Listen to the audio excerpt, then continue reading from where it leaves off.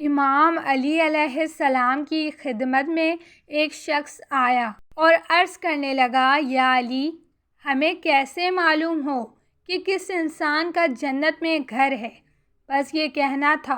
تو امام علی علیہ السلام نے فرمایا، جس انسان میں یہ 4 خوبیاں موجود ہوں تو سمجھ جانا اس انسان کا جنت میں گھر ہے۔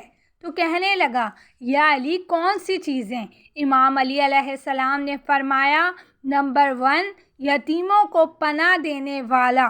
یتیموں کو پناہ دینے والے کا جنت میں گھر ہوتا ہے۔